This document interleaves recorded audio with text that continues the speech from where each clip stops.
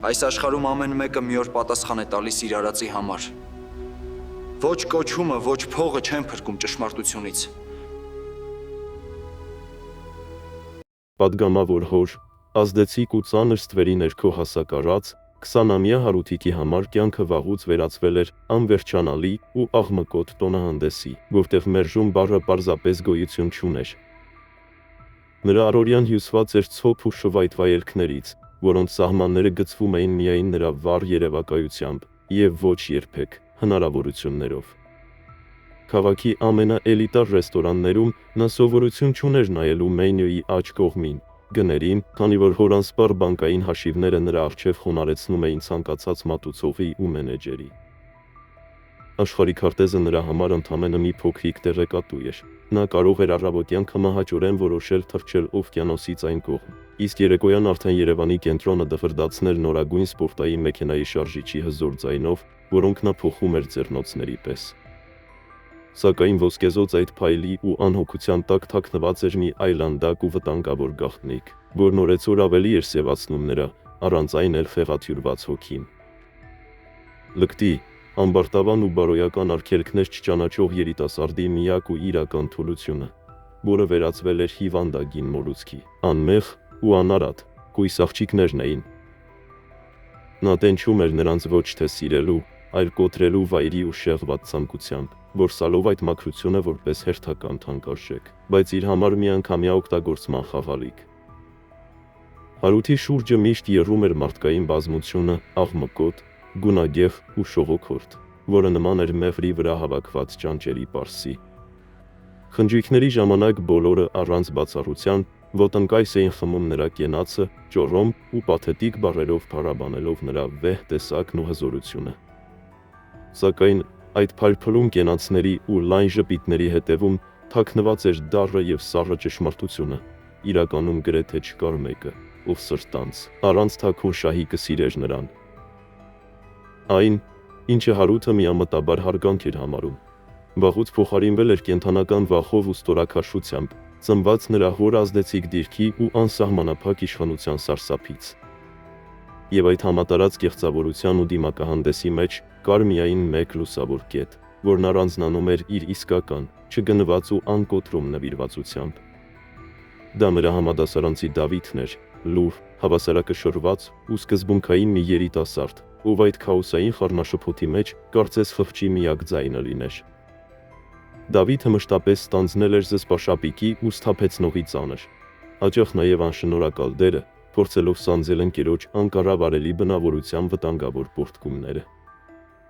Դեռ դպրոցական տարիներից սկսած նրանց ճակատագրերը շաղկապված էին, և Դավիթը մեկ անգամ չէ, որ հանդիսացել էր Հարութի փրկողակը անդունդի եզրին։ Նա բազմիցս էր իր սառը դատողությամբ ու ամուր կամքով հետ պահել ընկերոջը ճակատագրական ու հիմար քայլերից, կանխելով վերահաս վտանգները, որոնք ուրիշները վախենում էին անգամ նկատել։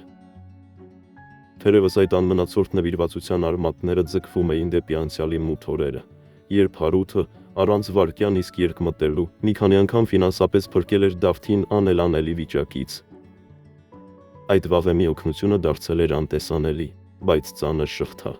որը Դավիթը կրում էր իր վրա, մշտապես զգալով բարոյական պարտքի ու երախտագիտության ճնշող բեռը։ Սակայն միայն պարտքի զգացումը չէր, որ նրան պահում էր այդ քաոսի կենտրոնում։ Դավիթն ուներ մի համար, գրեթե իռացիոնալ համոզմունք, որ ընկերոջ հոգու ամենախորքային անկյունում դեռ թաքնված է մարդկայինը։ Նա հավատում էր, որ լկտիության ու ցինիզմի հաստ կեղևի տակ դեռ շնչում է այն պարզ ու սովորական տղան, ով չարագործ չէ, այլ ընդամենը մոլորված հոգի, որը ճիշտ ուղղորդման և անկեղծ օգնության կարիք ունի։ Իսկ Հարութի այս ողբերգական կերպարանափոխության և բարոյական անկման միակ ու գլխավոր մեղավորը Դավթի խորին համոզմամբ նրա ազդեցիկ պատգամավոր հայրն էր։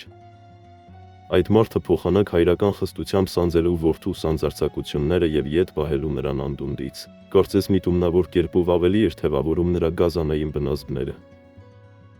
Ամեն մի սխալից հետո հայրը ոչ թե պատժում, այլ դուխ էր տալիս, փողով ու կապերով փակելով որդու կեղտոտ հետքերը և դրանով իսկ նրան ներշնչելով անպատժելիության կործանարար թույնը։ Բայց որքան միամիտ էր Դավիթն իր լուսավոր հույսերում, և որքան կույր էր ճակատագրի դաժան խավի հանդեպ։ Նա դեռ չգիտեր, չէր կարող պատկերացնել, որ մոտալուտ փոթորիկը, որը հիմնահատակ կործանելու էր իր խաղաղ աշխարհը, ծնվելու էր հենց իր պաշտպանած ամրոցի ներսում։ Դաժան հեգնանքով իր կյանքի ամենամեծ ու անդառնալի ողբերգության հեղինակը դառնալու էր հենց ինքը, սեփական ընկերը, ում նա համարում էր եղբայր։ Այն նույն Հարութը, ում փրկելու եւ ուղղելու համար Դավիթը պատրաստ էր զոհաբերել ամեն ինչ, անգամ սեփական երջանկությունն ու ապագան։ Ճակատագիրը նախապատրաստել էր ամենացավալի հարվածը։ Դահիճը թաքնված էր ոչ թե թշնամիների բանակում, այլ հենց իր կողքին, հավատարմության քողի տակ, եւ սպասում էր իր ժամին։ Բայց Դավիթը այն թուլամորթներից չէր, ովքեր հնազանդորեն ընդունում են ճակատագրի հարվածները եւ իրենց ուսերին կրում զոհի խղճուկ ու անզոր կերպարը։ Նրա հավասարակը շռված ու խաղաղ արտաքինի տակ, իրականում թաքնված էր պողպատյա ողնաշարով ու արժանապատվության բարձր զգացումով մի տղամարդ, ով երբեք չէր հանդուրժի ստորացումը։ Նա ոչ միայն գիտեր, ինչպես սառնասրտորեն ու ցավոտ վրեժ լուծել, այլև իր մեջ կուտակել էր դրա համար անհրաժեշտ ողջ ներքին ուժն ու անկոտրում կամքը։ Տարիներ շարունակ լինելով Հարութի կողքին, նա տիրապետում էր բոլոր այն մութ գաղտնիքներին ու թույլ կետերին, որոնց թիրախավորումը կարող էր ավելի մահացու լինել, քան ցանկացած ֆիզիկական հարված։ Սակայն իրականության դաժան սցենարը, որը պետք է հաջորդեր այդ սպասվող ողբերգությանը, դուրս էր մարդկային երևակայության ու տրամաբանության բոլոր սահմաններից։ Անգամ նա, իր սուր մտքով ու կանխատեսելու բացառիկ ունակությամբ, չէր կարող անգամ երազում պատկերացնել այն անկառավարելի քաոսն ու մղձավանջը, որի դռները բացվելու էին իր վրեժխնդրության ճանապարհին։ Աշնանային Երևանը հագել էր իր ամենաշքեղ, ոսկեգույն ու բոսորագույն հանդերձանքը, վերածվելով տերևաթափի մի հրաշագեղ ու մելանխոլիկ կտավի։ Այգու խշշացող ծառուղիներով, աշխարհի հոգսերից ու աղմուկից կտրված, դանդաղ քայլում էին Դավիթն ու նրա կյանքի միակ լույսը, նրբագեղ ու հեզաճկուն հասմիկը։ Նրանց սիրո պատմությունը ծնվել էր ոչ թե մեկ ակնթարթում, այլ հյուսվել էր տարիների ընթացքում, դեռ այն օրերից, երբ նույն շենքում ապրող հարևանների մանկական անմեղ ընկերությունը աստիճանաբար վերածվել էր անքակտելի կապի։ Թեև հասմիկը 3 տարով փոքր էր Դավթից, սակայն այդ տարիքային տարբերությունը չնչին ու աննկատ մի բան էր նրանց հոգիների կատարյալ ներդաշնակության եւ փոխադարձ հասկացողության դիմաց։ Նրանք զբոսնում էին ձեռք ձեռքի տված մանկական ոգևորությամբ ու քաղցր երազանքներով, ծրագրելով իրենց ապագա հարսանիքի ամեն մի մանրուքը, որը պետք է տեղի ունենար հենց այն օրը, երբ կլրանար աղջկա 18 տարին։ Հասմիկի աչքերում փայլում էր այնպիսի անխառն մաքրություն ու կուսական անմեղություն, որ Դավիթը պատրաստ էր աշխարհը շուռ տալ, միայն թե այդ ժպիտը երբեք չմարեր, բայց ճակատագիրն արդեն լարել էր իր ծուղակը։ Այգու խաղաղությունն ու սիրահարների ռոմանտիկ զրույցը հանկարծակի ընդհատվեց Դավթի հեռախոսի տագնապալի ու համառ զանգով։ Էկրանին տեսնելով Հարութի անունը, Դավիթը մի պահ վարանեց, բայց սովորության համաձայն պատասխանեց լսափողից անմիջապես լսելով ընկերոջ ոգևորված ու ինքնավստահ ձայնը։ Հարութը, առանց ավելորդ նախաբանների, հայտարարեց, որ որոշել է իր 20-ամյակը նշել Ծաղկաձորի իրենց շքեղ առանձնատանը, կտրվելով քաղաքի աղմուկից ուղիղ 2 օրով։ Նա հատուկ շեշտադրմամբ, որը պետք է փարատեր Դավթի բոլոր կասկածները, վստահեցրեց, որ սա իր սովորական լկտի հավաքույթներից չէ, այլ լինելու է զուտ ընտանեկան, նեղ շրջանակով ու կիրթ միջոցառում։ Անպայման Հասմիկին էլ հետդ կվերցնես, Դավ ջան։ Թող երեխան էլ գա, մաքուր օդ շնչի, մի քիչ կհանգստանաք, լավ ժամանակ կանցկացնեք ու կգաք։ Քաղցրալեզու սարդի պես իր ցանցն էր հյուսում Հարութը։ Այդ պահին նրա ձայնի մեջ չկար ոչ մի կասկածերի նոտա, միայն ընկերական թվացյալ ջերմություն, որը սակայն իրականում մահացու թակարդի խայծն էր։ Դավիթը թեև ներքուստ դեռ մի փոքր տատանվում էր, ի վերջո տվեց իր համաձայնությունը, սակայն Հասմիկին խոստացավ, որ անկախ ամեն ինչից, գիշերը նրան անպայման հետ կբերի Երևան։ 3 օրն անցավ ակնթարթի պես, եւ այդ ճակատագրական առավոտյան զույգը լի անհոգ ժպիտներով նստեց տաքսի եւ ուղղություն վերցրեց դեպի Ծաղկաձորի զովաշունչ բարձունքները։ Շքեղ առանձնատան դարպասների մոտ նրանց դիմավորեց Հարութը, այնքան ջերմ, հյուրընկալ ու բաց սրտով, որ Դավթի հոգում մնացած վերջին կասկածներն իսկ բարձրվեցին։ Ներսում իսկապես տիրում էր խոստացված մթնոլորտը։ չկային կասկածելի դեմքեր կամ աղմկոտ ամբուխ։ Հավաքվել էին միայն ամենամտերիմ ու հարազատ մարդիկ, ստեղծելով ընտանեկան ջերմության կատարյալ պատրանք։ Օրն անցնում էր աննկարագրելի թեթևությամբ ու ուրախությամբ։ Նրանք խաղում էին տարբեր խաղեր, զբոսնում բակում եւ վայելում երիտասարդության անհոգ ծիծաղը, չզգալով ժամանակի արագ ընթացքը։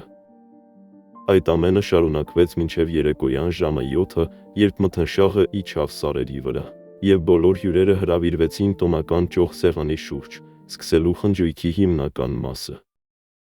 Սեղանի շուրջ տիրող ուրախ աղմուկի ու կենացների ներքո, սակայն օդը աստիճանաբար սկսեց ծանրանալ, լցվելով անբացատրելի տագնապով, որը զգում էր միայն Դավիթը։ Նրա սուր աչքից չէր վրիպում այն չափազանցված, գրեթե խեղդող ուշադրությունը, որով Հարութը հանկարծակի շրջապատել էր Հասմիկին, անտեսելով մյուս բոլոր հյուրերին։ Օբելյարը, մոռանալով իր կարգավիճակը, անընդհատ պտտվում էր աղջկա շուրջը, լցնում նրա ափսեն ամենահամեղ պատառներով եւ րոպեն մեկ կպչուն հայացքով հարցնում, արդյոք նա որևէ բանի կարիք ունի։ Առաջին հայացքից սա կարող էր դիտվել որպես լավագույն ընկերոջ հարսնացուի հանդեպ ցուցաբերվող ջերմ հյուրընկալություն, եթե չլինեին երկու խիստ անհանգստացնող եւ իրարամերժ հանգամանքներ։ Առաջինն այն էր, որ Հարութի աչքերն արդեն փայլում էին ոչ սթափ, պղտոր ու ախորժակին փայլով։ Նա հասցրել էր բավականաչափ խմել դեռ մինչև սեղան նստելը, ինչը միշտ անկանխատեսելի ու վտանգավոր էր դարձնում նրա վարքը։ Իսկ երկրորդն այն էր, որ Դավիթի համար ավելի սարսափազդու հանգամանքն այն էր, որ այդ չափից դուրս հոգատարությունը բացարձակապես խորթ ու անբնական էր եսակենտրոն Հարութի էությանը։ Նա սովոր էր, որ աշխարհը պետք է պտտվի իր շուրջը, եւ ուրիշները պիտի կռահեն իր ցանկությունները։ Երբեք սովորություն չուներ անհանգստանալու դիմացինի դատարկ ափսեի կամ հարմարավետության համար, եւ այդ անսպասելի ծառայամտությունը գուժում էր ինչ-որ վատ բան։ Դեռ 2 ժամ էլ չէր անցել, երբ տան մթնոլորտը կտրուկ եւ տհաճ կերպարանափոխության ենթարկվեց։ Կարծես ինչ-որ մեկը անտեսանելի ռեժիսորի հրահանգով փոխեց դեկորացիաները։ Հարութի ազգականները, ասես նախապես պայմանավորված, մեկը մյուսի հետևից աննկատ հեռացան, ասպարեզը թողնելով աղմկոտ շարասյունով ժամանած նորեկներին։ Դարպասներից ներս մտան Հարութի ոսկե երիտասարդության ընկերները, իրենց հետ բերելով գռեհիկ ծիծաղ, թանկարժեք օծանելիքի խեղդոխոտ եւ վարժ պարված աղջիկների, որոնց վարքն ու հագուկապը ոչ մի կապ չունեին խոստացված ընտանեկան միջավայրի հետ։ Դավթի համբերության բաժակը լցվեց, նա զգաց վտանգի սառը շունչը եւ կոպիտ բռնելով Հարութի արմունկից, նրան գրեթե քաշ տալով մի կողմ տարավ, հերու աղմկոտ բազմությունից։ Այս ինչ է կատարվում։ Զսպված, բայց զայրույթից դողացող ձայնով հարցրեց Դավիթը. Դու ինձ խոստացել էիր, որ սա ընտանեկան հավաքույթ ալինելու, այս մարդիկ ինչ գործ ունեն այստեղ։ Հարութը, որի աչքերն արդեն լողում էին ալկոհոլի մշուշում, ծուր ժպտաց ու ծանր ձեռքը դրեց ընկերոջ ուսին, կարծես փորձելով ճնշել նրա անհանգստությունը։ Ախպերս հանգիստ, մի լարվի։ Քաշքշելով բառերը, պատասխանեց նա։ Իմ ծնունդն է, ընկերներս են, ուզեցել եմ եկել են, ամեն ինչ կարգին է, թուլացիր ու վայելի։ Չէ, Հարութ, այս նորմալ չի։ Ես չեմ կարա Հասմիկին այս այլանդակ միջավայրում պահեմ, ինքը սենց բաների սովոր չի ու չպիտի տեսնի։ Կտրուկ ասաց Դավիթն ու ավելացրեց.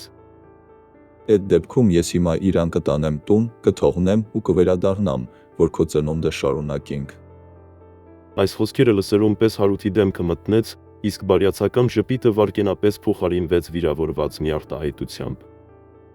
Դու ինձ նեղացնում ես, Դավո, կոնկրետ նեղացնում ես։ Ձայնը բարձրացրեց նա, գրավելով կողքինների ուշադրությունը։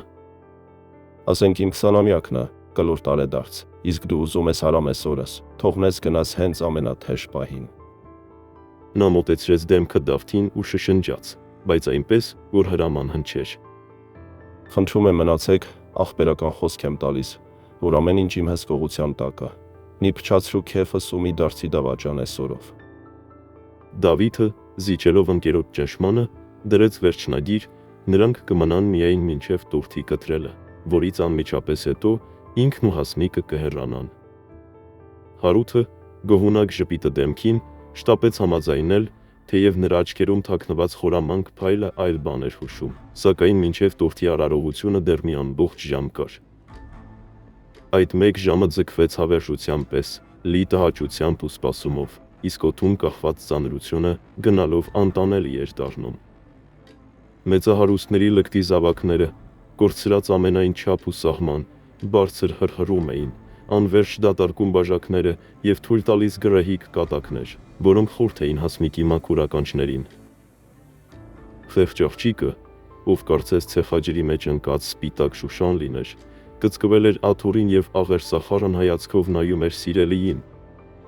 Դավիթ, խնդրում եմ, արի գնանք։ Շշնջում էր նա, հազիվ զսպելով արցունքները։ Ես վախենում եմ այս մարդկանցից, այստեղ օդը կեղտոտ է, ես չեմ ուզում այստեղ մնալ ոչ մի վայրկյան։ Դավիթը, հայտնվելով երկու քարի արանքում, սիրած աղջկա Անդորի և ընկերական խոստման միջև, սեղմում էր Հասմիկի սառը ձեռքն ու փորձում մեղմել իրավիճակը։ Մի փոքր էլ կյանքս ընդամենը կես ժամ, թող տորթը կտրեն, որ Հարութը չնեղանա, ու ես քեզ անմիջապես տուն կտանեմ։ Համոզում էր նա։ Սակայն այն միտքը, որ Դավիթը իրեն տուն թողնելուց հետո պետք է կրկին վերադառնար այդ աղբանոց, սարսափեցնում էր Հասմիկին։ Նա բնազդաբար զգում էր, որ այդ վայրում չարիք է թաքնված։ Պետք չի, որ հետ գաս Դավ։ Ընդվզեց նա։ Դու ինչ գործ ունես այս այլանդակ միջավայրում, նրանք քո ընկերները չեն, Դավիթ։ Հասկացիր, Հասմիկ, առանց ինձ Հարութը հաստատ մի հիմարություն կանի, ինքն իր գլուխը կուտի։ Բացատրում էր Դավիթը, հավատալով իր առաքելությանը։ Ինչքան էլ անհաջող ու բարդ լինի, մեկը իմ ընկերն է, ու ես չեմ կարող թողնել, որ կործանվի, պիտի աչքս վրեն լինի։ Րոպեներ անց Դավթի սիրտը կրկին կծկվեց։ Նա նկատեց, որ Հարութի հետ կատարվող փոփոխությունները միայն ալկոհոլի հետևանք չեն։ Նրա աչքերը դարձել էին ապակյա ու անկենդան, բբերը անբնական լայնացել էին, իսկ հայացքը թափառում էր տարածության մեջ, առանց որևէ կետի վրա կենտրոնանալու։ Կասկածն անմիջապես վերածվեց համոզմունքի, և Դավիթը, կոպտորեն բռնելով նրա թևից, քաշեց դեպի սենյակի առանձին անկյունը, պողպատյա ձայնով պահանջելով ճշմարտությունը։ Հարութը սկզբում փորձեց խուսանավել, քմծիծաղ տվեց ու պնդեց, թե ամեն ինչ կարգին է, պարզապես հոգնած է ու մի փոքր էլ խմած։ Սակայն Դավիթը, ով ճանաչում էր ընկերոջը 5 մատի պես, չհավատաց այդ ստին և վճռականորեն հայտարարեց. կամ նա հիմա ասում է ճիշտը, կամ ինքն ու Հասմիկը հենց այդ վայրկյանին դուրս են գալիս այդ տնից։ Տեսնելով Դավթի անդրդվելիությունը, Հարութը փոխեց մարտավարությունը և ցածրաձայն խոստովանեց, որ այո, մի թեթև բան է օգտագործել տրամադրությունը պահելու համար, բայց երդվեց, որ դա շատ քիչ էր ու այլևս չի կրկնվի։ Նա սկսեց աղերսել, խաղալով Դավթի խղճի ու պատվախնդրության հետ, ասաց, որ եթե իր ամենամտերիմ ընկերը, իր եղբայրը, ներկա չլինի երեկոյի գլխավոր պահին տորթի արարողությանը, ապա մյուս հյուրերը կսկսեն բամբասել և ծաղրել իրեն։ Դավիթը, ծանր հոգոց անելով, ևս մեկ անգամ տեղի տվեց ընկերոջ թախանձանքներին ու դժկամությամբ համաձայնեց մնալ։ Նա դեռ չգիտեր, չէր կարող կանխատեսել, որ այդ վայրկյանին կայացրած իր այդ որոշումը դառնալու է իր կյանքի ամենամեծ, ամենաողբերգական ու անդառնալի սխալը։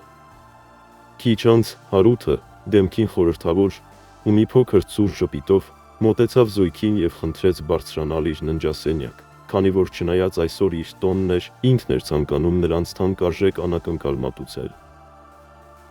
Երբ նրանք մտան սենյակ, Հարութը դարակից անեց թավշյա մի տուփ, որի մեջ աչք ծակող փայլով շողշողում էին երկու շքեղ, խոշոր ադամանդներով զարդարված մատանիներ։ Նա լայնախոհ ու առատաձեռն բարերարի կեցվածքով մեկնեց նվերը և առաջարկեց դառնալ նրանց ապագա հարսանիքի քավորը, երդվելով, որ կկազմակերպի թագավորական մի արարողություն, որտեղ ամեն ինչ կլինի բարձրագույն մակարդակով։ Սակայն ի մեծ զարմանս և ի հիասթափություն Հարութի, Դավիթը սառնասրտորեն հետ հրեց տուփն ու կտրուկ, առանց տատանվելու մերժեց այդ շռայլ կաշառքը։ Նա ուղիղ նայեց ընկերոջ պղտոր աչքերի մեջ և ասաց, որ Հարութն այժմ այն վիճակում չէ, որ նման լուրջ ու սուրբ բաներից խոսի, և այդ հարցին կանդրադառնան միայն այն ժամանակ, երբ նա լիովին կսթափվի։ Մերժումը լսելով Հարութի դեմքը այլայլվեց կատաղությունից, Քունքերում զարկող երակները ուռեցին, բայց նա գերմարտկային ճիգով կարողացավ զսպել ներսում պայթող հրաբուխը։ Նա ոչ մի բառ չարտասանեց, միայն մի երկար, չարագուշակ հայացք գցեց դողացող Հասմիկի ու անդրդվելի Դավթի վրա, ապա կտրուկ շրջվեց և դուրս եկավ սենյակից, թողնելով նրանց մենակ այդ ճաշող լռության մեջ։ Դավիթն ու Հասմիկը, ծանր մտքերով ու կախված գլուխներով, վերադարձան սեղանի մոտ, որտեղ խնջույքը շարունակվում էր իր վայրի ընթացքով։ Զգալով, որ նյարդերը տեղի են տալիս և լարվածությունը հասնում է գագաթնակետին, Դավիթը որոշեց խախտել իր սթափությունը և 1-2 բաժակ խմել, հուսալով, որ դա կօգնի թուլանալ։ Սակայն հեղուկը կոկորդով անցնելուն պես նա զգաց ոչ թե սովորական արբեցում, այլ մի ծանր, կապարե թմրություն, իսկ սենյակը սկսեց պտտվել աչքերի առջև խելահեղ արագությամբ։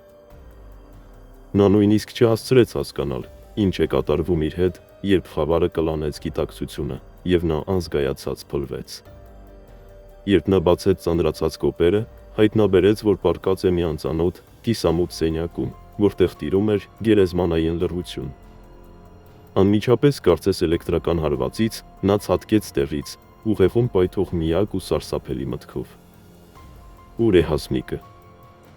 Դողացող ձեռքերով նա շուռումուռ տվեց գրպանները, փորձելով գտնել հեռախոսը, սակայն այն անհետացել էր, ինչն ավելի սաստկացրեց նրա խուճապը։ Կատաղի թափով նետվեց դեպի դուռը և քաշեց բռնակը, բայց այն անշարժ էր, դուռը հուսալիորեն կողպված էր դրսից։ Ժամանակի զգացողությունը իսպառ կորել էր։ Սենյակում ժամացույց չկար, և նա չէր կարող կռահել րոպեներ են անցել իր անգիտակից վիճակից, թե ժամեր։ Նա սկսեց բռունցքներով հարվածել փայտե դռանն ու բղավել մինչև ձայնալարերի կտրվելը, պահանջելով, որ բացեն, սակայն ի պատասխան ոչ ոք չարձագանքեց։ Այդ պահին Դավթի միտքը կառչում էր փրկության միակ հույսից, փորձելով ինքնախաբեությամբ խեղդել աճող սարսափը և չմտածել վատ թարագույնի մասին։ Նա համոզում էր ինքն իրեն, որ պարզապես վատ է զգացել նյարդային գերլարվածությունից, ուշաթափվել է, և ընկերները նրան բերել են այստեղ հանգստանալու, իսկ դուռը փակել են, որ ոչ ոք չխանգարի։ Հուսահատորեն ուզում էր հավատալ, որ Հասմիկին արդեն ապահով տեղափոխել են Երևան, իրենց տուն, և նա հիմա անվտանգ է։ Բայց որքան էլ նա փորձում էր խլացնել ներքին ձայնը, սրտի խորքում բնազդը ոռնում էր վերահաս ու անխուսափելի վտանգի մասին, հուշելով, որ իրականությունը շատ ավելի դաժան է։ Նրա մտքում պտտվող քաոսի մեջ կար մի հանելուկ, որի պատասխանը ոչ մի կերպ չէր տեղավորվում հոգատար ընկերների սցենարի մեջ։ Եթե նրանք պարզապես օգնել էին, ապա ինչու էր անհետացել հեռախոսը։ Մոտ 5 րոպե անօգուտ թակելուց և կոկորդը պատրելով օգնություն կանչելուց հետո, նա վերջնականապես հասկացավ, որ փակ դռան հետևում սպասելը հավասարազոր է մահվան։ Հավաքելով մարմնում մնացած վերջին ուժերը, Դավիթը հետ քաշվեց և ոտքով մի քանի կատաղի ու նպատակային հարված հասցրեց փականին, մինչև որ դուռը ճռռոցով տեղի տվեց ու բացվեց։ Նա շնչակտուր վազեց աստիճաններով ցած դեպի հյուրասենյակ, բայց այն տեսարանը, որը բացվեց նրա աչքերի առջև, շատ ավելի սարսափելի էր, քան ցանկացած աղմուկ կամ կռիվ։ Հսկայական դահլիճը դատարկ էր և ընկղմված մեռելային լռության մեջ։ Բոլոր հյուրերը, սպասարկողները և անգամ Հարութը անհետացել էին, թողնելով միայն կիսատ կերած սեղաններն ու թափթփված աթոռները։ Հայացքը մեղելով պատից կախված մեծ ժամացույցին, Դավիթը քարացավ։ Սլաքները ցույց էին տալիս գիշերվա 1-ը, ինչը նշանակում էր, որ նա ժամեր շարունակ եղել է անգիտակից վիճակում։ Սառը քրտինքը պատեց նրա ողջ մարմինը, քանի որ տրամաբանությունն աղաղակում էր, ոչ ոք, առավել ևս ընկերները, չէին կարող իրեն մեն-մենակ, կողպված թողնել դատարկ առանձնատանը և պարզապես հեռանալ։ Անասելի սարսափը կոկորդը սեղմեց ոչ թե իր, այլ Հասմիկի համար։ Նա սկսեց անկառավարելի դողալ, հասկանալով, որ աղջիկը նույնպես չկա, և նրա բացակայությունն այս դատարկ տանը գուժում էր ամենասարսափելին։ Դավիթը խելագարի պես դուրս վազեց դատարկ առանձնատնից, հայտնվելով Ծաղկաձորի սառնաշունչ ու խավար գիշերվա գրկում։ Նա ողջ ձայնով, կոկորդը պատրելով գոռաց Հասմիկի անունը, բայց ի պատասխան լսվեց միայն քամու չարագուշակ սուլոցն ու սեփական սրտի խուր թմբկահարոցը։ Հուսահատ հայացքով ակնդեց զննելով տարածքը, նա հանկարծ այգու ամենահեռավոր ու մութ անկյունում, ֆիտ եղևնիների արանքում, նկատեց մեքենայի լուսարձակների թույլ ու դողդոջուն շողը։ Մեքենան չէր շարժվում տեղից, սակայն տարօրինակ ու ռիթմիկ կերպով ցնցվում էր, ասես ներսում կյանքի ու մահվան կատաղի պայքար էր ընթանում։ Սարսափելի կանխազգացումը սառեցրեց Դավթի արյունը, եւ նա մոռանալով ֆիզիկական ցավն ու հոգնածությունը, նետվեց դեպի այդ լույսերը, ճանապարհին սայթաքելով թաց խոտերի վրա, բայց անմիջապես վեր կենալով։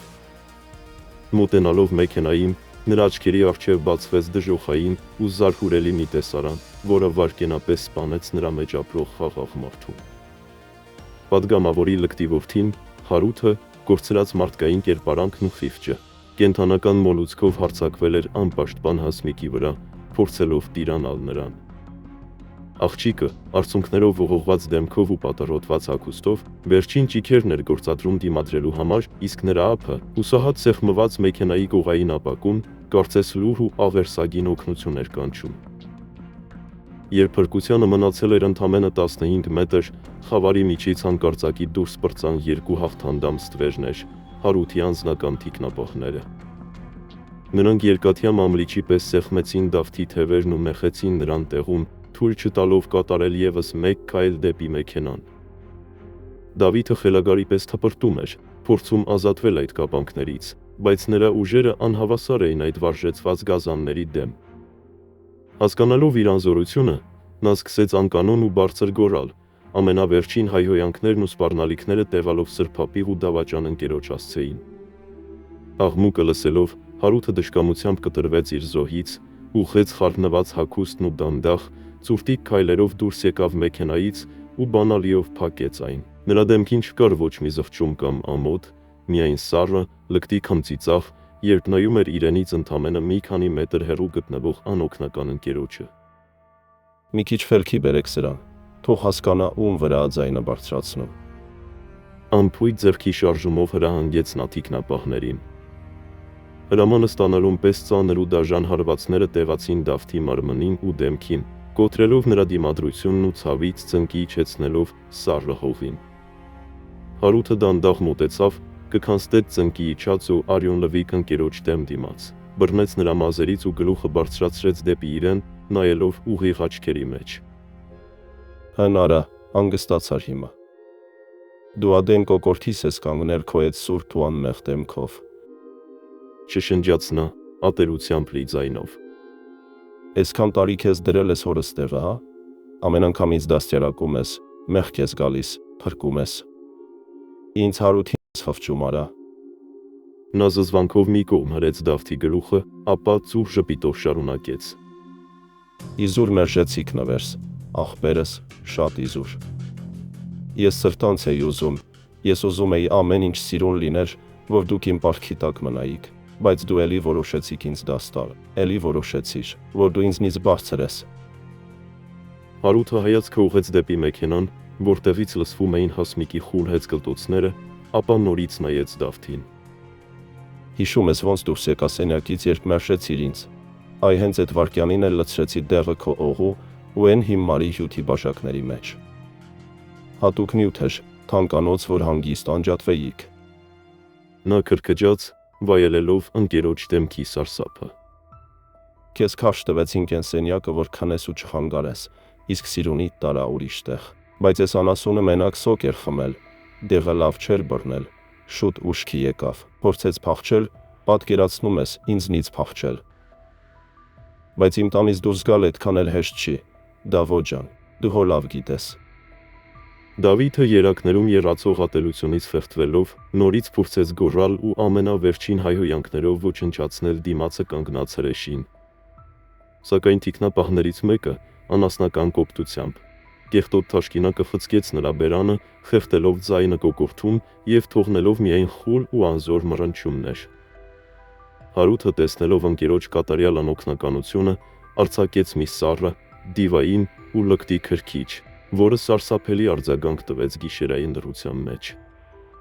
Դե ինչ արա, հիմա հասկացար, որ ինձ մերժելն ու իմ տանը ինձ սպառնալը քո կյանքի ամենավատ գաղափարն էր։ Հեգնանքով, ատամների արանքից քամելով ասաց նա։ Նա մոտեցրեց դեմքը Դավթին ու շարունակեց, աչքերում վառելով մոլագարի վայրակ կրակը։ Հիմա դու ստիպված կլինես ոչ թե լսել, այլ սեփական աչքերովդ տեսնել, թե ինչ ա լինում քո սիրուն հարսնացուի հետ։ Հարութը հայացքը դանդաղ սահեցրեց դեպի մեքենան, ապա նորից նայեց Դավթին, վայելելով նրա ցավը։ Չէ՞ որ դու գիտեիր իմ ամենամեծ թուլության մասին։ Գիտեիր, թե ոնց եմ սիրում անմեղ ու կույս աղջիկներին կոտրել ու դարձնել իմը։ Նայիր ու լավ հիշիր, որովհետև այսօրվա իրական նվերս ոչ թե մատանիներն էին, այլ են, ինչ հիմա դու կտեսնես։ Ասաց նա ու շրջվեց դեպի մեքենան։ Դավթի ֆելագարվող ուղևում միայն մեկ հարց էր պտտվում. ինչու, ինչի համար է ինքն արժանանում նման դաժան ու անմարդկային վերաբերմունքի։ Չէ՞ որ ինքը ողջ կյանքում եղել էր նրա ամենահավատարիմ ստվերը,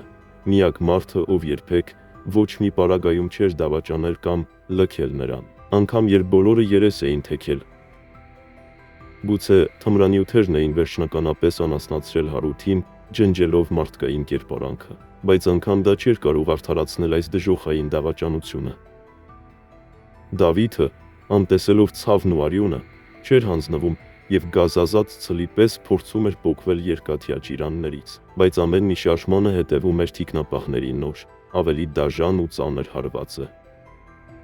Նրա կապկպված բերանից դուրս էին պրծնում խուլ, ցավագին մռնչյուններ, իսկ արյունով լցված աչքերը կարծես կրակե գնդեր լինեին, որոնք պատրաստ էին մոխրացնել ամեն ինչ։ Տեսնելով դեպի մեքենան եկող գազանին, Հասմիկը սարսափից քարացած սկսեց ճչալ այնքան ուժգին, որ թվում էր երկինքը փուլ կգա այդ ողբերգական ձայնից։ Անտառում տիրող տեսարանը հիշեցնում էր իրականություն դարձած սարսափ ֆիլմի ամենադաժան դրվագը, որտեղ հույսի ու փրկության համար այլևս տեղ չկար։ Երբ Հարութը ավարտելով իր սև ու զարհուրելի գործը դուրս եկավ մեքենայից, տիկնապահները սկսեցին անխնահարվածել Դավթի գլխին ու մարմնին այնքան, մինչև որ նրա գիտակցությունը վերջնականապես մթագնեց։ Ցավից ու հուսահատությունից ուժասպառ եղած տղան, կտրվելով դաժան իրականությունից, անգիտակից ընկավ սառը եւ խոնավ հողին։ Միայն ժամեր անց, սառը, խոնավ հողի վրա ուշքի գալով, Դավիթը դժվարությամբ բացեց ուռած կոպերը, որոնց միջով աղոտ նշմարվում էր առավոտյան պայծառ, բայց իր համար արդեն սևացած արևը։ Նրա յուրաքանչյուր շնչառությունը ուղեկցվում էր դժոխային ցավով, իսկ մարմնի ամեն մի բջիջը աղաղակում էր ստացած դաժան հարվածների հետքերից։ Ֆիզիկական տանջանքը, սակայն, ոչինչ էր այն հոգեկան անդունդի համեմատ, որը բացվել էր նրա ներսում, հիշողության դաժան պատառիկների վերադարձի հետ մեկտեղ։ Խղճի խայթը թունավոր օձի պես կրծում էր նրա սիրտը։ Ինքն էր մեղավոր, միմիայն ինքը, որ իր մաքուր ու անմեղ սիրելիին սեփական ձեռքերով բերեց ու հանձնեց գիշատիչների երախը։ Այժմ նրա գոյության միակ իմաստը, որը ստիպում էր նրան չմեռնել ու ոտքի կանգնել, կենտրոնացել էր երկու գերնպատակի վրա՝ գտնել Հասմիկին եւ փրկել նրան, եթե դեռ ուշ չէր։ Իսկ երկրորդը ավելի սարսափելի, սառը ու անդրդվելի մի ցանկություն էր՝ ոչնչացնել, ֆիզիկապես ու բարոյապես հիմնահատակ կործանել Հարութին։ Դա արդեն պարզ վրեժխնդրություն չէր, այլ կենսական պահանջ, մինչև հոգու ամենախորքը տենչալով սրբել երկրի երեսից այն հրեշին, ում ինքը ժամանակին եղբայր էր անվանել։ Դավիթը հավաքելով մարմնում մնացած վերջին ճիգերը, կիսաքայլելով, կիսասողալով հասավ Ծաղկաձորի գլխավոր մայրուղի, որտեղ մեքենաները սլանում էին անտարբեր արագությամբ։ Երկար սպասելուց հետո մի հին տաքսի կանգ առավ։ Վարորդը տեսնելով տղայի ծեծված ու կեղտոտ վիճակը, սկզբում վարանեց, բայց խղճալով թույլ տվեց նստել, պայմանով, որ վճարումը կլինի Երևանում։ Մեքենան նստելուն պես Դավիթը դողացող ձայնով խնդրեց վարորդի հեռախոսը, մեկ զանգ կատարելու համար, եւ հիշողությամբ հավաքեց այն համարը, որը նրա համար կյանքից թանկ էր։ Մի քանի երկար ու տանջալից զանգերից հետո լսվեց Հասմիկի ձայնը, թույլ, խզված ու անճանաչելիորեն օտար, բայց ողջ։ Հասմիկ, ես եմ, Դավիթը, ոնց ես, որտեղ ես։ Շնչակտուր գոռաց նա, արցունքները խեղդելով կոկորդում։ Լռություն տիրեց, որից հետո լսվեց աղջկա սառը, դատավճռի պես հնչող պատասխանը։ Ես տանն եմ, Դավիթ, բայց խնդրում եմ, էլ ինձ չզանգես, մոռացիր ինձ, մոռացիր, որ գոյություն ունեմ։ Մինչ Դավիթը կհասցներ որևէ բառ ասել, կապն ընդհատվեց, եւ այդ կարճ ձայնի ազդանշանը նրա ներսում վերջնականապես սպանեց հույսը, տեղը զիջելով սառը, դաժան ու հաշվենկատատերությանը։ Անցավ մի քանի օր, որի ընթացքում Դավիթը ոչ թե սգում էր, այլ վերածվել էր անշունչ մեքենայի։ Նա հասկանում էր, որ Հարութին հասնել այդքան էլ հեշտ գործ չէր ու պետք էր գործել սփաթ, սառը գլխով։ Նա գտավ անհրաժեշտ գումարը եւ սև շուկայից ձեռք բերեց ատրճանակ, պատրաստվելով իր կյանքի ամենակարևոր քայլին։ Նա գիտեր, որ Հարութը իր սովորության համաձայն սթրեսը հանելու համար անպայման այցելելու է քաղաքի ամենաաղմկոտ գիշերային ակումբներից մեկը, որտեղ իրեն զգում է ինչպես ձուկը ջրում։ Գիշերը գլխարկը աչքերին քաշած եւ ստվերի պես աննկատ, Դավիթը մուտք գործեց ակումբի թողուբոհի մեջ, որտեղ երաժշտության որոտը խլացնում էր ամեն ինչ։ Նա արագ նկատեց VIP հատվածում նստած Հարութին, ով ինքնագոհ ժպիտով վիսկի էր խմում, շրջապատված թիկնապահներով, որոնք սակայն թուլացրել էին զգոնությունը։ Օգտվելով պահից, երբ Հարութը ուղղվեց դեպի զուգարան, Դավիթը հետևեց նրան եւ նեղ միջանցքում հայտնվեց ուղիղ նրա մեջքի հետևում, ատրճանակի սառը փողը հպելով նրա ողնաշարին։ Ձեն չհանես, վիժվածք։ Շշնջաց նա ականջին, այնպիսի սարսափազդու հանգստությամբ, որ Հարութի գույնը տեղմուտեղը գցեց։ Պատգամավորի որդին, ով ուժեղ էր միայն իր ոհմակի հետ, մենակ մնալով մահվան դեմ, անմիջապես կծկվեց վախից եւ դողացող ձեռքերը վեր բարձրացրեց։ Հենց հիմա դուրս են գալիս, քեզ նենց ես պահում, իբր ամեն ինչ նորմալ է։ Հրամայեց Դավիթը։ Եթե մի սխալ շարժում անես կամ փորձես աչքով տալ թիկնապահներիդ, եւ թվում եմ հենց ստեղ կփրեմ քեզ գետնին։ Հարութը, լինելով ծայրաստիճան վախկոտ, հնազանդորեն ենթարկվեց եւ նրանք կողք կողքի քայլելով դուրս եկան ակումբից, նստելով Դավթի կողմից նախապես կայանած մեքենան։ Հանեց ներսում պահվող ձեռնաշղթաները, ստիպեց, որ Հարութը անձամբ այն փակցնի իր ձեռքերին։ Ապա դուրս եկավ մեքենայից, գնաց ու նստեց հետևի նստատեղին, վերցրեց կողքը դրված հաստ սկոչը ու մի քանի տակ, պինդ ու ամուր փաթաթեց Հարութին իր նստած աթոռից, որպեսի վերջինս չկարողանա շարժվել։ Այնուհետ վերադարձավ իր տեղը, բռնեց ղեկից եւ ուղղություն վերցրեց։ Մեքենայի սրահում տիրող ճնշող լռությունը խախտվում էր միայն շարժիչի զայրացած մռնչյունով եւ Հարութի անկանոն, խզխզոցով ուղեկցվող շնչառությամբ։ Սարսափից կծկված պատգամավորի որդին կորցրած իր երբեմնի գոռոզ ու անպարտելի տեսքը։ Դողդոջուն ձայնով փորձում էր խղճահարություն արթնացնել, կմկմալով անհեթեթ բառեր զղջման եւ չգիտակցելու մասին։ Դավ, ախպերս, հավատա ես չէի ուզում, դեղերի տակ էի, ոչ մի բան չեմ հիշում, ամեն ինչ կտամ, մենակ թե բաց թող։ Լալագինով էսում էր նա։ Սակայն այդ ողորմելի արդարացումները բենզինի պես լցվում էին Դավթի ներսում մոլեգնող վրեժի կրակի վրա։ Ձենը դայ ոչխար, եթե բերանիցդ թեկուզ մեկ բառ էլ դուրս թռավ, դա կլինի քո արտասանած վերջին այս կյանքում։ Գազազած գոռաց Դավիթը, աչքերը չկտրելով ճանապարհից, բայց այնպիսի ատելությամբ, որ օդը կարծես սառեց։ Զդալով մահվան իրական ու սառը շունչը, լեզուն կուլ տվեց եւ սկսեց անզուսպ տողալ, սեղմվելով նստատեղին, կարծես ուզենար ձուլվել դրան ու անհետանալ։ Դավիթը կատավի ուժով սեղմեց գազի ոտնակը մինչև վերջ, մեքենան վերածելով անկառավարելի արկի, որը սլանում էր գիշերային քաղաքի դատարկ փողոցներով, անտեսելով կարմիր լույսերն ու կյանքի բոլոր կանոնները։ Չնայած մահացու սպառնալիքին, Հարութի կենթանական վախն այնքան մեծ էր, որ լեզուն չէր ենթարկվում բանականությանը, եւ նա նորից սկսեց արագ-արագ լալագին արդարանալ, խոստանալով հոր միլիոնները, պաշտոններ ու անհոգ կյանք։ Դավթի համբերության բաժակը վերջնականապես լցվեց։ Նրանց հայացքը ճանապարհից կտրելու, աջ ձեռքով կտրուկ ու ծանր շարժում արեց եւ ատրճանակի կոթով ուժգին հարվածեց Հարութի քունքին։ Հարութը ցավագին ճիչ արձակեց, գլուխը հարվածեց դրանապակուն եւ նրա բերանից ծորացող արյունը վերջապես լռեցրեց այդ զզվելի ու կեղծ խոստումներն ու արդարացումները։ Մեքենան սլացավ դեպի քաղաքի ամենավերջին, մութ ու ամայի ծայրամասերը, որտեղ կանգ առավ մի կիսաքանդ, մեկուսացած սեփական տան ժանգոտ դարպասների դիմաց։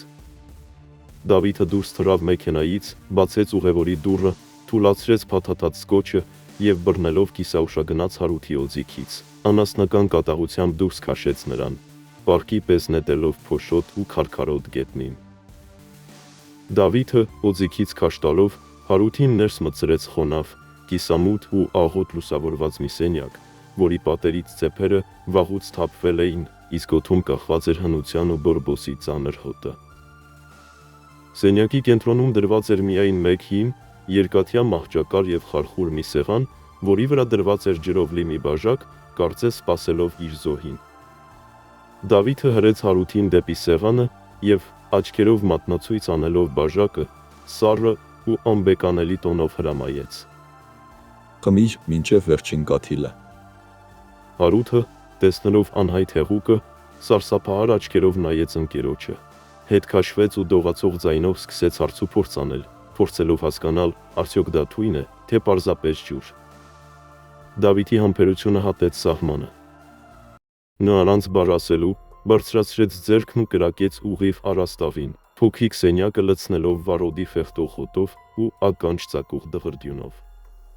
Քեզ ասում եմ խմի այ վիժվածք։ Գոռաց նա, զենքի տակ փողը հպելով Հարութի քրտինքից թաց ճակատին։ Հարութը, սարսափից դողացող ու կարծես անտեսանելի շղթաներով կապկպված ձեռքերով, դժվարությամբ բարձրացրեց բաժակն ու ագահաբար դատարկեց պարունակությունը մինչև վերջին կաթիլը։ Դավիթը սառնասրտորեն հետևելով այդ տեսարանին, դանդաղ իջեցրեց զենքը եւ մեղմ, բայց դատավճռի պես հնչող ձայնով ասաց.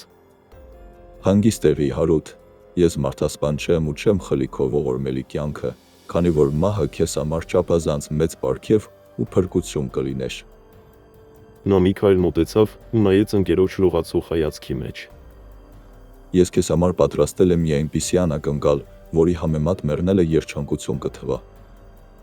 Դու ապրելու ես, բայց ամեն օր երանի ես տալու, որ մեռած լինեիր։ Դեռ Դավիթը չէր վերջացրել նախադասությունը, երբ հզոր դեղաչափի ազդեցությունը հարվածեց Հարութի ուղեղին։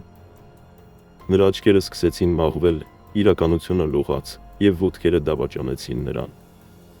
Գլխապտույտից ու մկանային թուլությունից նա անշնչացած պարկի պես տապալվեց հատակին, կորցնելով շարժվելու եւ խոսելու ունակությունը, թեև գիտակցությունը դեռ աղոտ պլպլում էր։ Դավիթը, առանց խղճահարության նշույլի, կրացավ, գրկեց կիսագիտակից մարմինն ու պարկեցրեց հին, ճռռացող մահճակալին։ Նա հայացքը չկտրելով ընկերոջ անօգնական մարմնից, հանեց նրա գրպանից բջջայինն ու սառնասրտորեն հավաքեց պատգամավոր հոր անձնական համարը։ Լսափողից լսվող հարցական ալոյին ի պատասխան, նա թելադրեց տան ճշգրիտ հասցեն ավելացնելով ընդամենը մեկ,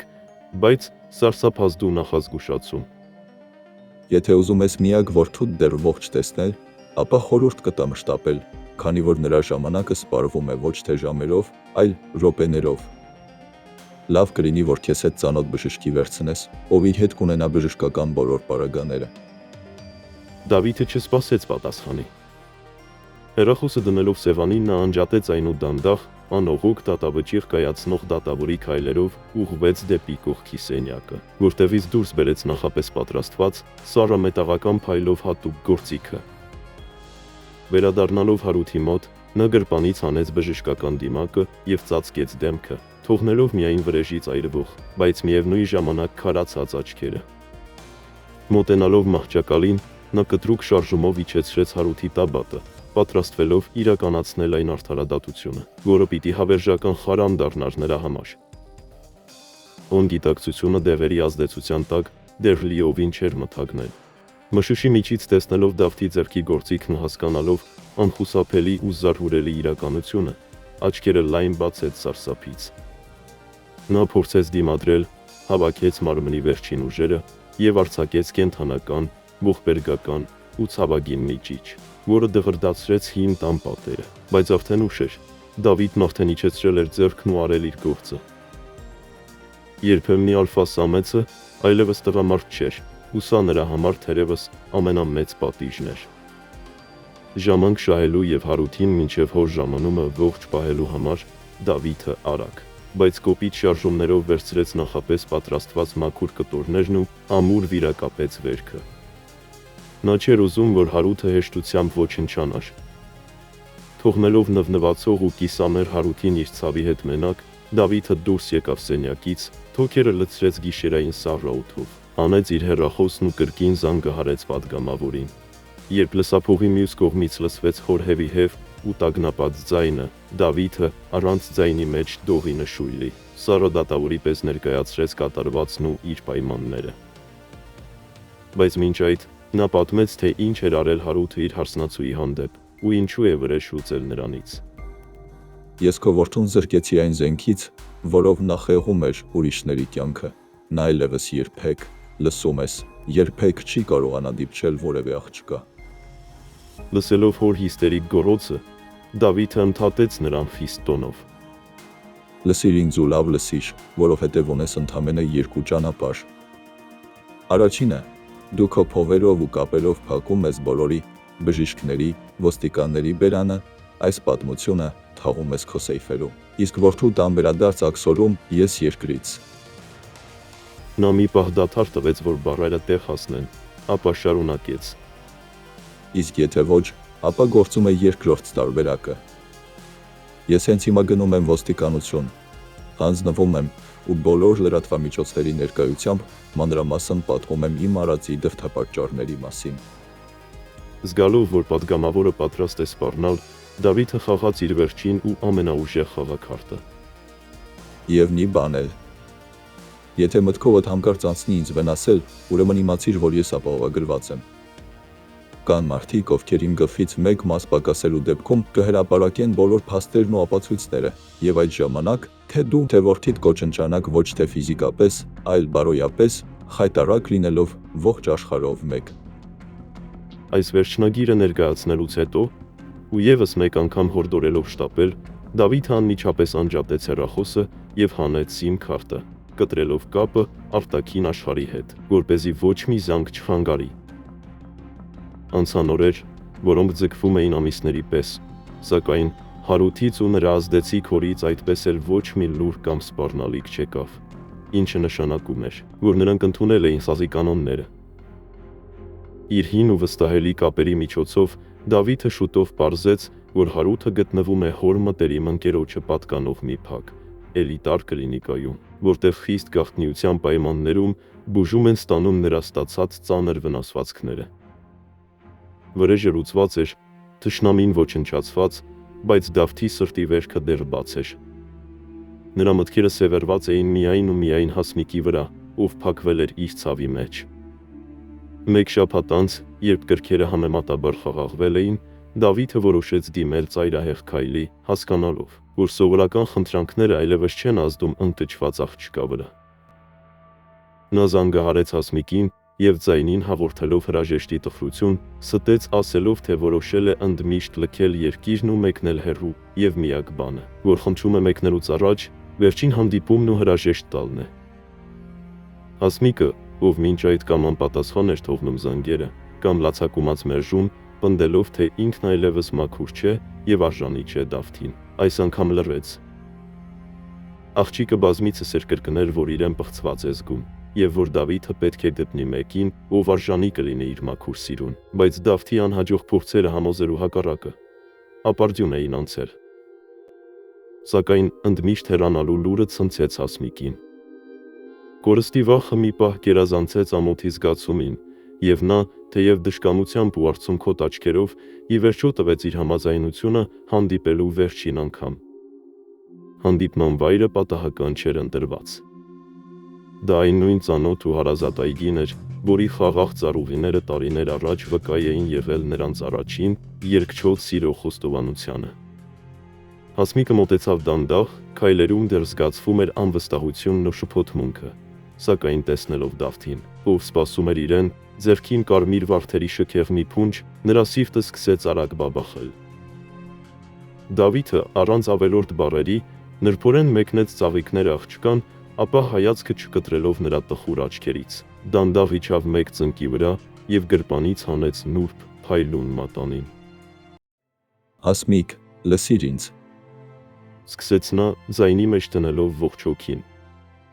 Ոչ մի փուշ, որքան էլ այն սուր ու ցավոտ լինի, չի կարող խանգարել Վարդին, որպեսզի նա շարունակի համարվել աշխարհի ամենագեղեցիկ ու նուրբ ծաղիկը։ Նա բռնեց աղջկա դողացող ձեռքն ու շարունակեց. Ես պատրաստ եմ քաղել այդ վարդը, պատրաստ եմ, որ փշերը ծակեն ձեռքս, ցավ զգամ, բայց փոխարենը ամբողջ կյանքում վայելեմ այն աննկարագրելի գեղեցկությունն ու բույրը, որը գալիս է միայն նրանից։ Դավիթը խորը շունչ քաշեց եւ վճռականորեն ավելացրեց. Խնդրում եմ մոռացիր այն ամենը, ինչ եղել է անցյալում, թավիր այդ հիշողությունները եւ համարիր, որ մենք ամեն ինչ սկսում ենք նոր էջից, զրոյից։ Այնուհետև նա ժպտալով ոտքի կանգնեց, ուղղեց մեջքը եւ ձայնին տալով առաջին ծանոթության թարմություն ու ուրախություն, ասաց. Ողջույն, գեղեցկուհի, իմ անունը Դավիթ է, եւ ես այս աշխարհում ամենաշատը երազում եմ միայն մեկ բանի մասին, այս մատանին տեսնել քո մատին։ Հասմիկի դեմքին միաժամանակ հայտնվեցին եւ ժպիտը, եւ արցունքները։ Նա ծիծաղեց, վերջապես ազատվելով հոգին ճնշող ծանրությունից, եւ հուզմունքից խեղդվելով գլխով դրական նշան արեց։ Նրանք ամուր գրկախառնվեցին, կարծես ուզենային զուրվել իրար, եւ այլևս երբեք բաց չթողնել, իսկ Դավիթը, շոյելով նրա մազերը, ականջին շշնջաց իր ամենակարևոր երդումը. Ես խոստանում եմ իմ սեր, որ այսուհետ քո այդ պայծառ աչքերը տեսնելու են միայն ու միայն ուրախության արցունքներ։ Ամիսներ անց, երբ լրացավ աղջկա 18-ամյակը, նրանք նշանվեցին։ Դավիթը կատարեց իր խոստումը ու երբեք չթողեց, որ սիրելին այլևս տխրի կամ հիշի անցյալի դառը, իսկ Հարութը, ում թուրը ժամանակին աճ ու ձախ կտրում էր, այժմ դարձել էր իր շրջապատի ծաղրի առարկան։